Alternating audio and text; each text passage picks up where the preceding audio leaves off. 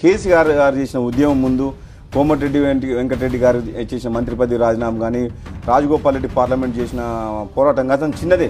కానీ కేసీఆర్ గారు 14 సంవత్సరాల పాటు ఉద్యమాన్ని తెలంగాణ ప్రజలు చైతన్యవంతులు చేసి ఎన్నిసార్లు కేంద్ర మంత్రికి రాజీనామా చేసిండు, ఎంపీగా రాజీనామా, ఎమ్మెల్యే రాజీనామా చేసిండు, నిరాహార దీక్ష చేసిండు, ఎన్ని రకాలుగా చేయాలో కేసీఆర్ గారు అంత కష్టపడి. అంటే ఎందుకంటే 12 సంవత్సరాలు సుదీర్ఘమైన కాలంలో ప్రజల కోసం తాను కూడా చాలా కమిట్మెంట్తో ఎన్ని పొలిటికల్ క్రైసిస్ వచ్చినా కూడా నిలదొక్కుని దాన్ని ముందుకు తీసుకెళ్ళి ఆయన ఉన్నాడు కాబట్టి ఎవరైనా ఇచ్చిండ్రు.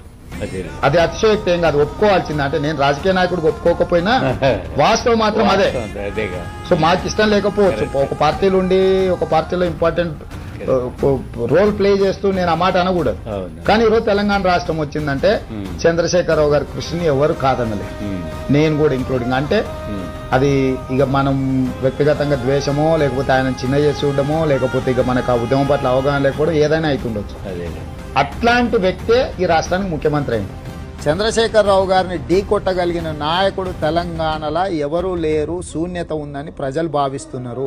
ఇవాళ అలాంటి కేంద్ర మంత్రి పదవిని కూడా గడ్డిపోసలాగా తెలంగాణ ప్రాంత ప్రయోజనాల కోసం విశ్లేషణ కదా. ఎన్నిసార్లు ఎంపీలకు రాజీనామా చేస్తాం ఆత్మగౌరవం కోసం, ఎన్నిసార్లు ఎమ్మెల్యేలకు రాజీనామా చేస్తామని చెప్పండి. అంటే అర్థం ఏంటి? పదవుల కోసం పెదవులు పోసుకునే పార్టీ కాదు.